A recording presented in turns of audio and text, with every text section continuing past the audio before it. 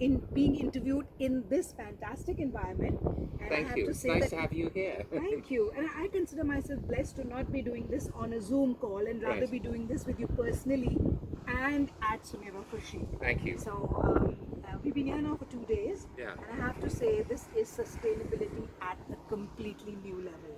And we just love it here. Thank you. So tell us something about how did you get this idea of Soneva and about being so sustainable and Right. eco-friendly. Tell us something about Yes. that.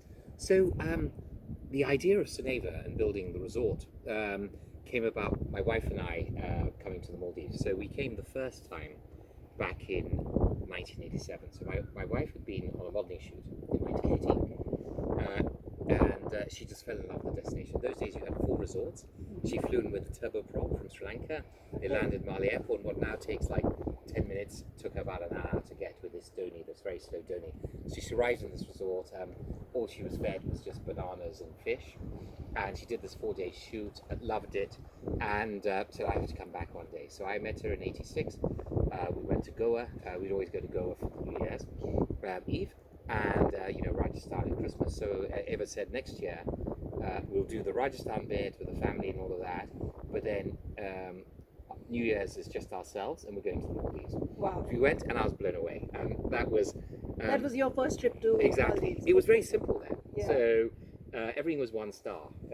Neon lights, plastic chairs, plastic tables. Everything came in tins. The fruits for the dessert. The peach for the dessert. The cherries, the vegetables. It was like school food, and it was very sustainable. They were using salt water for showers, toilets, and then that water was just being pumped back into the ocean. Coral from the reef was being used to build the houses because they had a very tight budget in those days. So we felt we could do something a little bit more luxurious, a bit more sustainable, and we bid. We failed.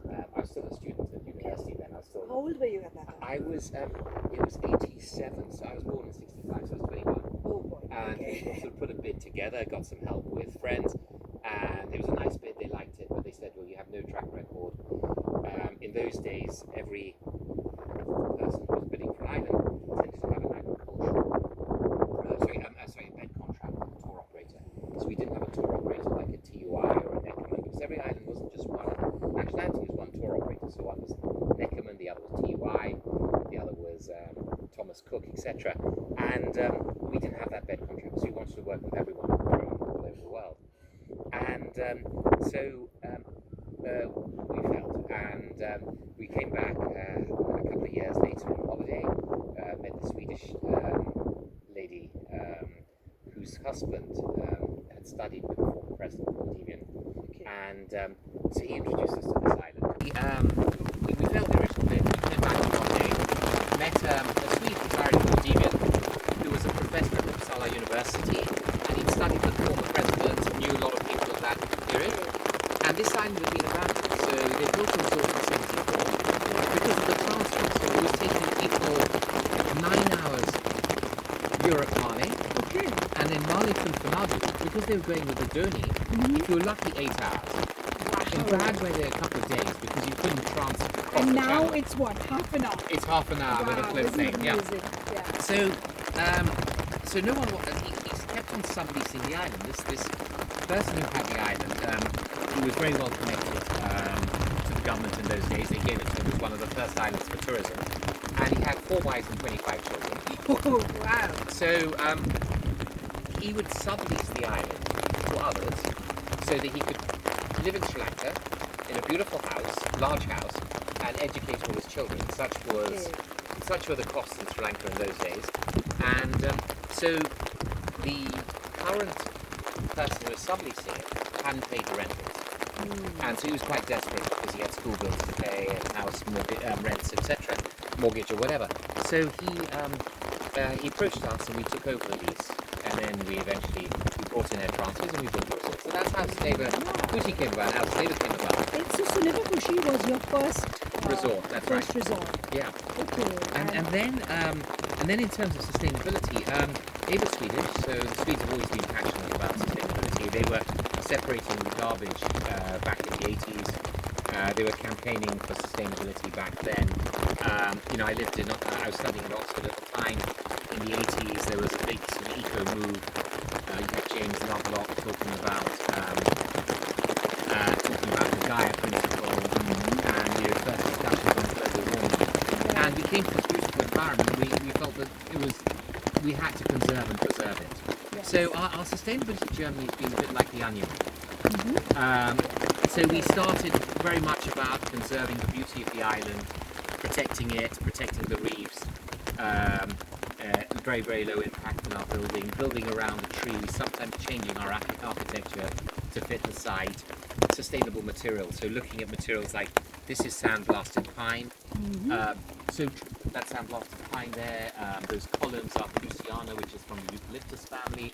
So looking at materials and showing you can create a beautiful aesthetic with materials that grow very happily in plantations and are great carbon sinks because they grow very quickly. So the Clusiana, all these rafters you see everywhere in the hotel and these columns, the Clusiana, it's like from the eucalyptus family. It's one of the fastest growing plants around, and so it's a fantastic carbon sink. And I wanted to show that we wanted to show that you didn't need to use tropical rainforest hardwoods to create a beautiful aesthetic. You didn't need teak or wengi or ebony to create that. You could create beauty with these non-tropical hardwoods. And so that's really been the idea, because even if wood is Forestry Stewardship Council certified, you never know whether there's been some corruption involved, because if you think about the tropics and near the sun, you tend to have more corruption amongst governments. It seems to be the case. So we just felt that we just wanted to avoid tropical. So you reuse everything over here. And obviously recycling as well, and reusing waste is another big focus. And so that was quite quick. So they started with that, and then of course there was energy management, waste management. And we built it up. So you saw the Eco-Centro. Yes. We recycle 90% of our waste. Yeah, I was We've very also impressed. avoided a lot of waste now. So as we've learned, we've tried to eliminate waste in the whole process. So where there are packaged goods like pasta, we're buying a pasta machine and making pasta. Containers for our products. You might have noticed ever since day one, no straws, no plastic straws, no bottles. We ban branded waters. So no Evian, no Vitel, just water bottled on site. It's a circular system using our glass bottles that are cleaned and refilled from a water bottling plant. Recycling the waste bottles that we don't recycle, like wine bottles, like the Chateau Care, the Chateau Margaux, and turning into works of great beauty in the glass. Eliminating styrofoam. So there's been a 90% reduction in styrofoam usage with all our supplies. We've been talking to suppliers about cardboard with boxes with foil, the aluminium we can recycle and we can use, and then the cardboard we mix it with food and we turn it into compost. So that was another thing in recycling, waste management. We introduced the first solar farm. We also saw the cans where you were doing something with the cans and making handles, she told us. That Yes, was exactly. Fantastic. Yes, yeah. And we're building on that now. So just like the Classical, which is quite an elaborate studio, we start in January on a plastic studio and a glass studio, where we take any waste plastic that there is, and also what we find on the beaches from local islands, and we'll turn that into beautiful things like kitchen tiles and things like that. So at least it's not thrown away.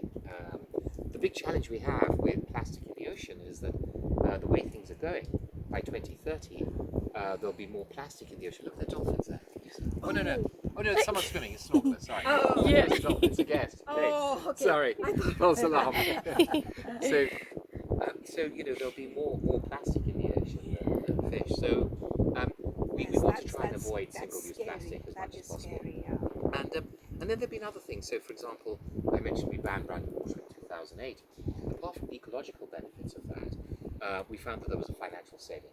We saved 18% of our water revenue. So our water cost of sales from using the tap water and purifying it went down to 2% from 20% by buying Evian or Vitel. And that 18% has given 800,000 people access to clean water. Then we decided in 2008, when we won the equivalent of the Oscars for sustainability and travel and tourism, World Travel and Tourism Council, given us their Tourism for Tomorrow Award twice in 2008 and then again in 2015. run it, we decided to look at their carbon calculator because they created an industry-wide carbon calculator. But we realised it had a shortcoming in that it only measured what happened on site, scopes 1 and 2. It failed to measure the externalities, scope 3, guests coming in, supplies. And so we said, well, we have to measure that. So we measured it. We found out that 85% of the CO2 emissions as a result of our data, scope 3, which the industry doesn't measure standard calculators. So we then introduced the mandatory carbon levy, and that's raised, all of this has gone into the Soneva Foundation, it's a charity money. It's raised about $10 million, which has gone into the foundation's accounts. And that has, for example, funded a windmill in India, in 5 India, which gives the local community subsidised energy, and then eventually 3 windmills in 20 years when the first one expires. 500,000 trees in Thailand, so again supporting the community with jobs, and obviously a big ecological benefit in terms of flooding and those sort of challenges you get with deforestation. And then recently the cook stoves in Darfur and Myanmar, about a commitment of about 150 stoves so far, and we're just continuing to add cook stoves. And these cook stoves have a lot of benefits. Firstly, 4 million people die a year of lung asphyxiation. They're inhaling smoke just by using firewood to heat themselves or purify their water or their food. And so no more smoky rooms because these stoves burn it efficiently. 50% reduction in firewood. Therefore, our project there, people were risking the security of their villages just to get the firewood if they could find it. And in Myanmar, some families are spending in the north up to 30% of their income on firewood. So that's a 50% reduction, so that's great for them. And then a 60% reduction in CO2 emissions. So these are perfect examples where we made a small change to the way we do business. We decided to ban our branded water or measure our carbon and then do something about it with mandatory levy, which have had an impact on people well beyond our shores. So that was another sort of, it's like the onion, as I said, there's these layers. Yes, exactly. Every couple of years there's a new idea. Have to keep doing You something think you've new, cracked the yes. code and sorted it all out, and then you find something new that's important. So plastics has been a big thing. Soneva is an initiative where we've committed $500,000 a year to support 3 islands, Manos, where a lot of our ghosts come from, Kiadu and Daravandu. And the idea is to wean them off single-use plastic. And there are 3 pillars. Reduce. Reduce is a water bottling plant on Manos. We've now got extra bottles so they can supply the other 2 islands. So that's reduce. Recycle is an eco-centric, like you saw here. We built one on Manos in January. They were the first island in the Maldives to stop open burning. They're just taking their rubbish and lighting the fire, whatever it was. Daravandu has just opened, and I think they've stopped open burning as well, and Kiadu. And then there's Inspire, lots of programs to inspire the people in the islands to just enjoy the water. Because in the Maldives, there's no word for beach, funny enough, an island of thousands of beaches. There's no word for beach. The literal word for beach is there where you throw the rubbish. Oh, really? Because That's an the rubbish interesting was one. organic. So they don't have a Maldivian word for beach. No, it's where you throw the rubbish. That's the literal translation. Because that's what they would do with that area, rubbish ground. Because the rubbish was organic, but now it's not. So, and a lot of people don't know how to swim. So during the tsunami of 2005, a lot of people died just because they couldn't swim, not because there was a huge wave that crashed them against a building or a tree or whatever. It was just a little bit of water, it was about a couple of meters, just went over the island, and those who couldn't swim drowned. And learning to swim, surf lessons, etc. So that's another,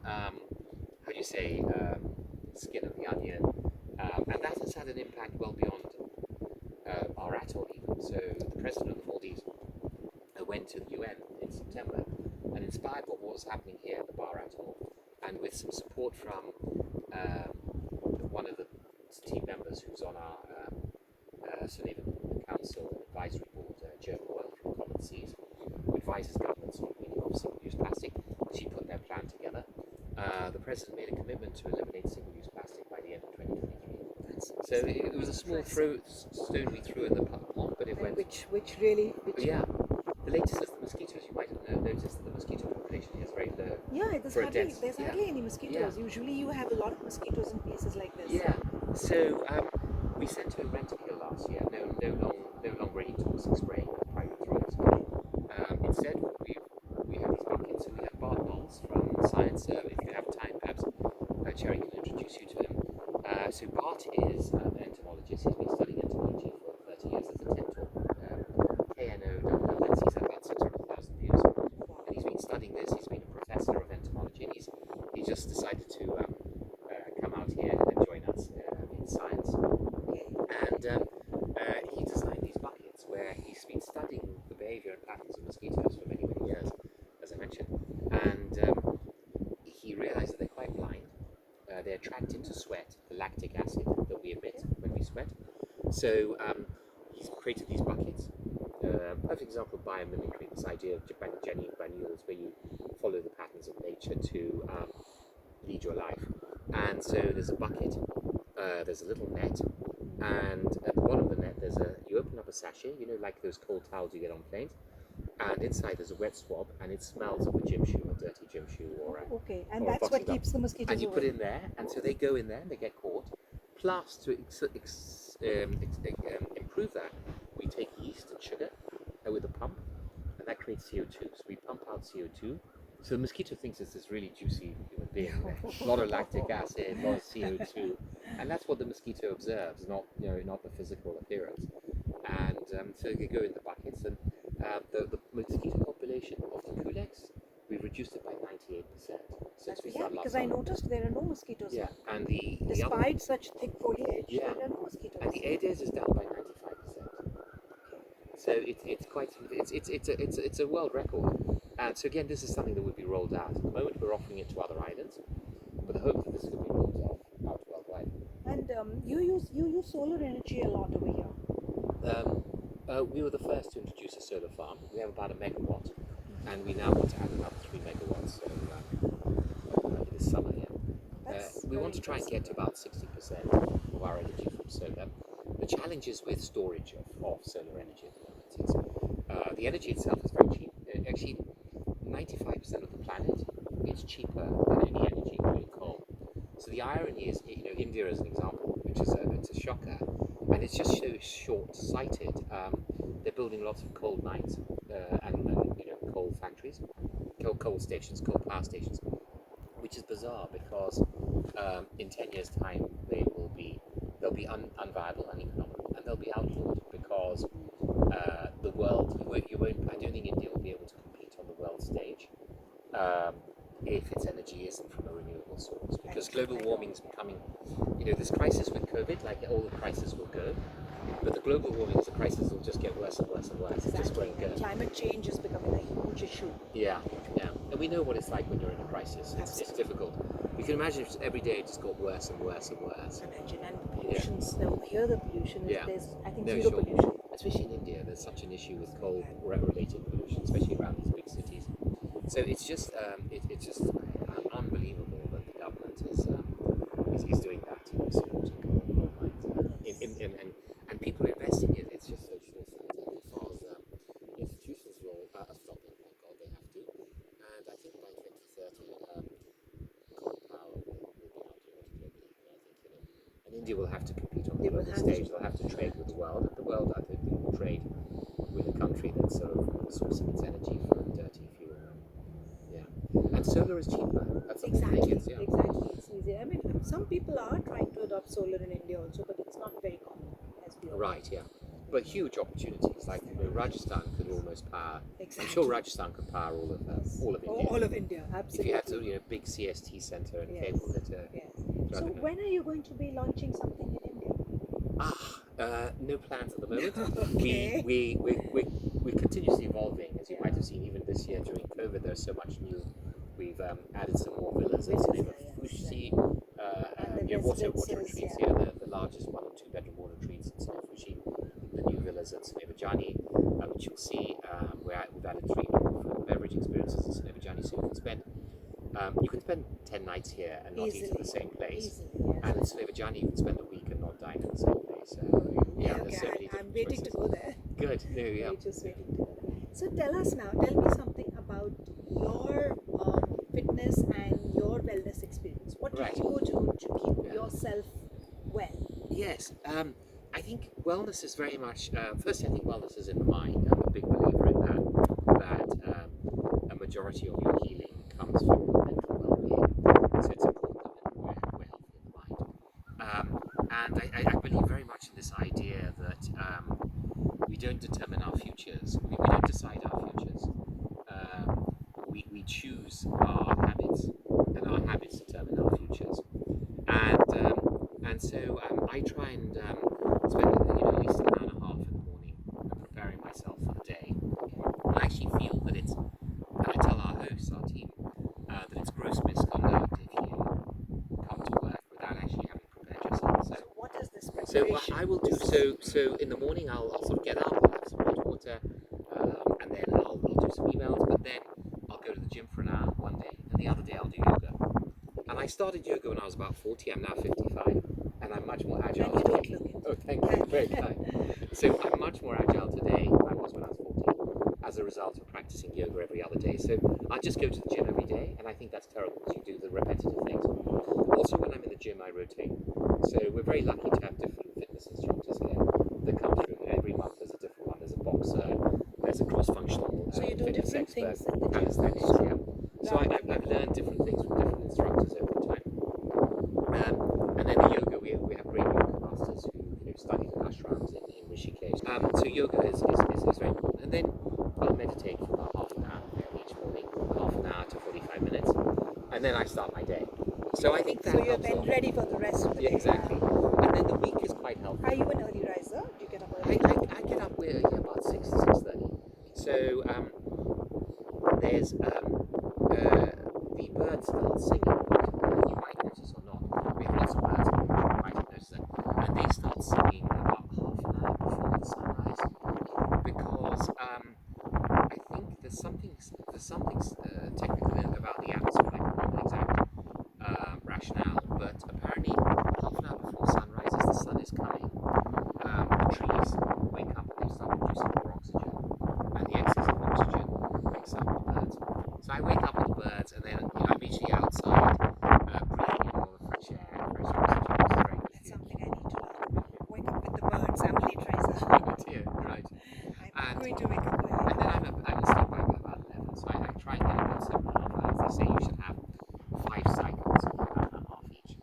So that helps. Then the week I'm very strict on food. Okay. So I normally follow an Ayurvedic diet. So I have cancer. Are you vegetarian? No, I'm not. So I'll splurge during the week. Weekend, but the week I'm not veg. I have one fish at lunch. Because I had stage 4 cancer at the end Yes, of I'd like 2018. you to talk something about Yeah, that. and so That's very inspirational. oh no, thank you. So I was diagnosed with stage 4 cancer, and the doctor What cancer is that? is lymphoma. Yeah, and the doctor said I'm obliged to sort of tell you your success rate. He looked at the things. He said, well, thank God it's lymphoma, but it still means it's stage 4. It's about 50-50. And you're going to come in the clinic tomorrow. I'm going to put you on chemo, and I'm actually going to put the chemo on your spine as well, because I think it might have gone to the bone. And you're going to be hospitalised for a month, and you can't travel for 6 months. So I said, well, how long have I had this for? He said, about a year and a half. I said, okay, well, give me a couple of weeks. So I'm going to think about it. I'm not going to die in a couple of weeks. And so he was very worried about it. He said, well, look, at least take some steroids so it doesn't aggravate, it doesn't get worse. And so then I studied. I spoke with a lot of people who had Did you cancer. take the steroids? No. I did take the steroids, yeah. I did take the steroids. Because it was I needed time, and he felt it was because I'd one lung had collapsed. Oh. Because I had a 9 centimeter by 5 centimeter tumor, so one lung had collapsed, and the other was being strangled a bit. So he was quite concerned that I might suddenly have some issue. I had slight breathing issues, but I was still managing. I was still going to the gym, etc. When I was doing yoga, I was upside down. It was a bit awkward. I was slightly out of breath, and so I started, calling people up who had cancer, reading a lot, studying, and looking at alternatives. And anyway, I ended up in Turkey at a clinic that was run by oncologists, because I said at stage 4 I had to do the chemo. But I realised I wasn't going to do the radiation, because everything I've read about radiation is that it just creates more cancers. And then the clinic actually offered alternatives as well. So you did the chemotherapy? I did the chemotherapy, but the first time they do insulin potentiated chemo, so they put an injection to give you insulin, so your blood sugar goes down because cancer cells hate sugar. So you love sugar. So you lower it. So when you put the chemo in, the blood cells are eating the chemo because it's sugary. And then the next time I fasted for 48 hours, and that had a huge impact. I had no side effects. So Tuesday chemo, I had a big appetite, but I controlled myself. 600 calories the day after. And then on the Thursday, I was in the gym, big breakfast, and then Eve and I go for dinner somewhere. It's a nice restaurant in Istanbul, celebrating. You know, the first time I did it, you know, I was like you swallowed metal, and I felt like that for about 8-9 days. Yeah. So this fasting helped a lot. And then in the clinic, they did hypothermia because cancer cells die about 40 degrees. So then I was in a hot box for an hour and a half during chemo day, and then I was wrapped vitamin C, vitamin B12, an antioxidant mix. I was in a hyperbaric oxygen chamber for an hour. So all these are things where if you did it in the West, and if I died, my wife would have sued the clinics, and you know, they would be put out of business. Whereas in Turkey, thank God they implement that.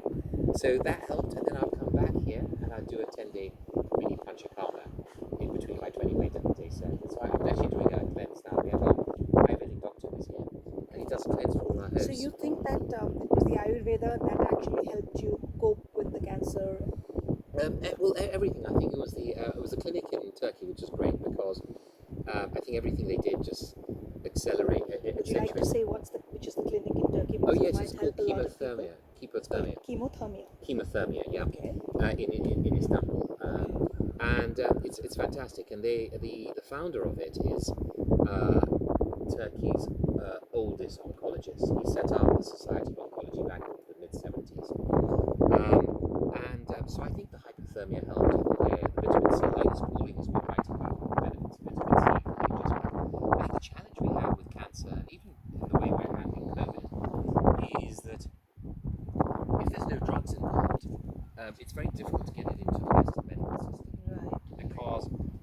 Right. Because there'll only be drugs involved if drugs companies can make a lot of money, because they're not going to spend the money on clinical trials. So you know, there's no money to be made in vitamin C.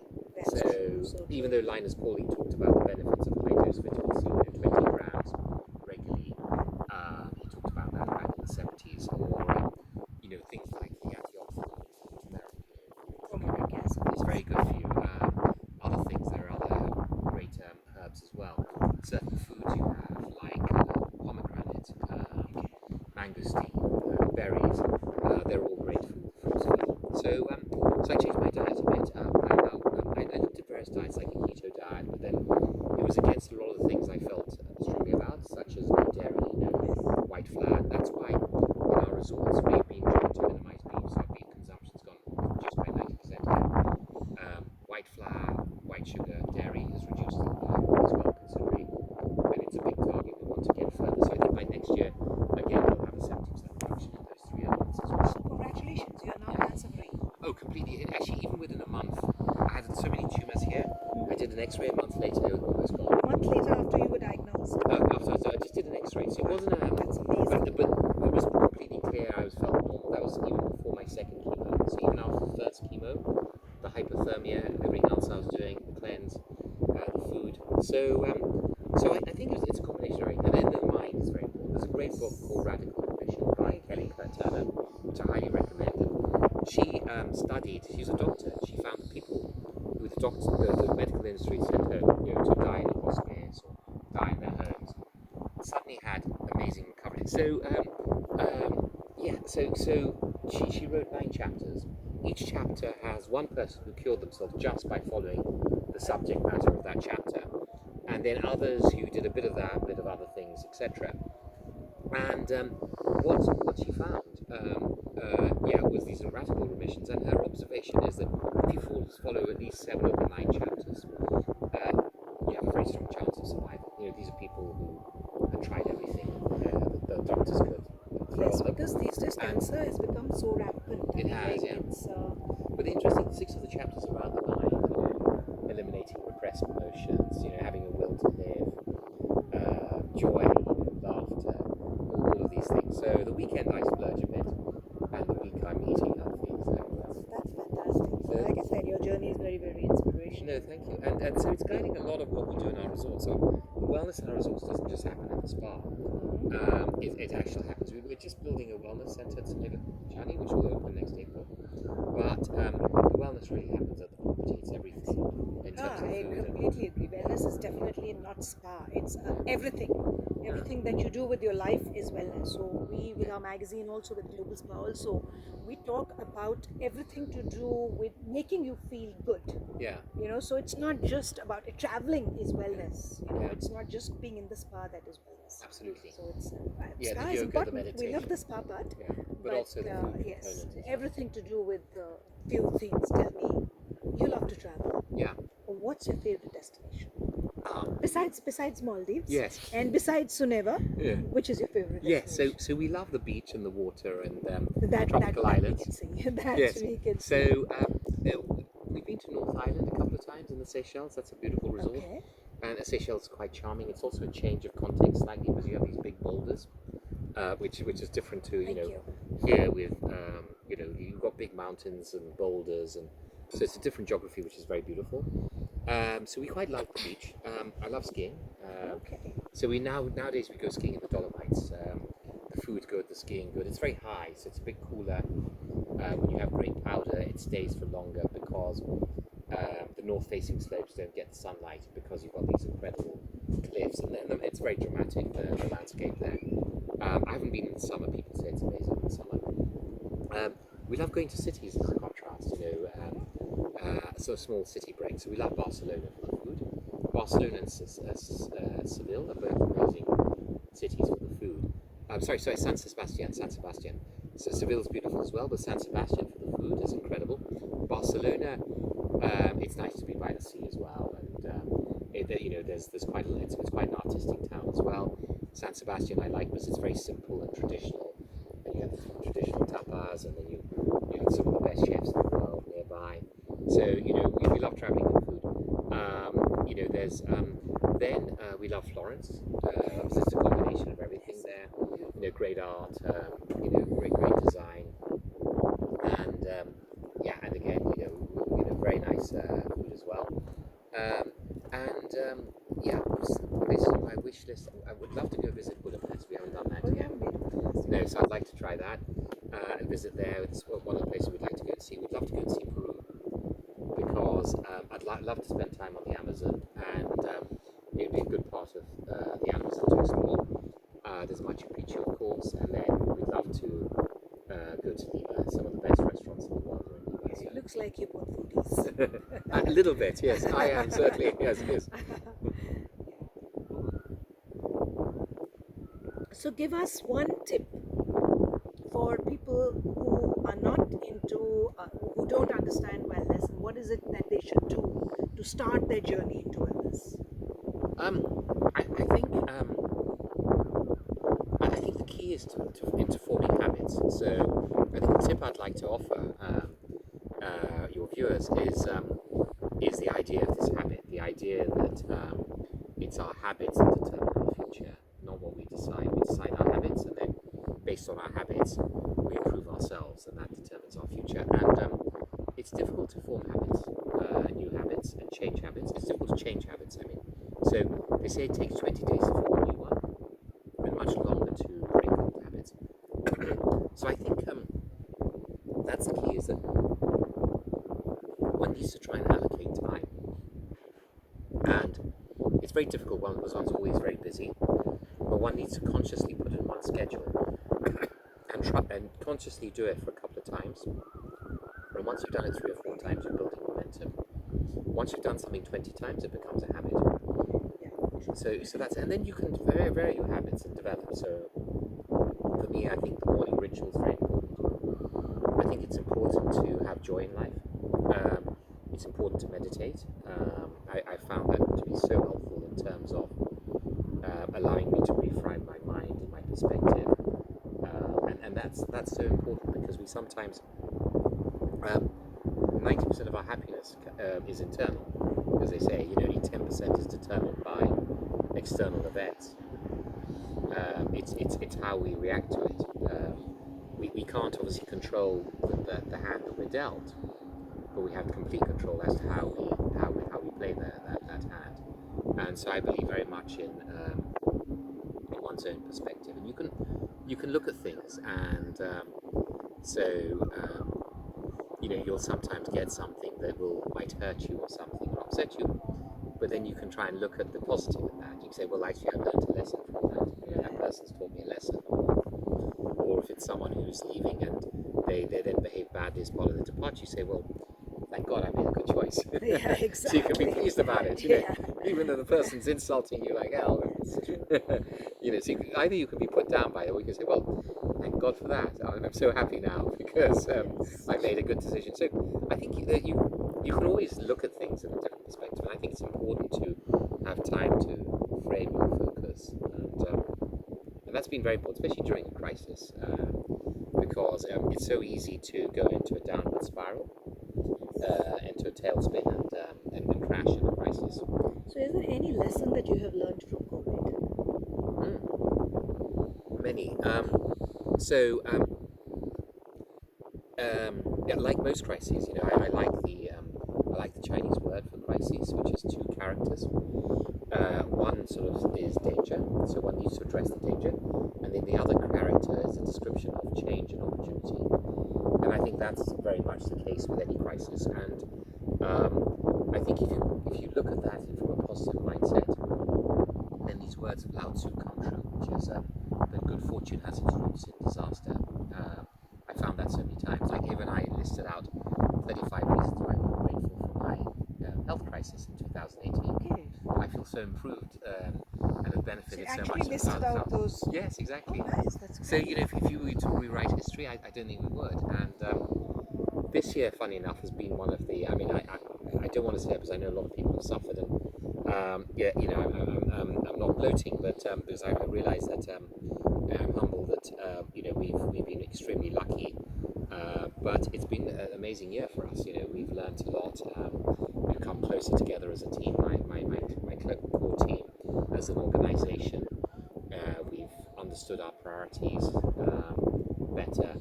So we've benefited a lot. So we've refocused on our priorities. We've become more tight-knit as an organisation. We understand where people stand. The leopard shows its spots in difficult times, and so the leopards have shown their spots, both good and bad, and that's allowed us to clean up with the organisation.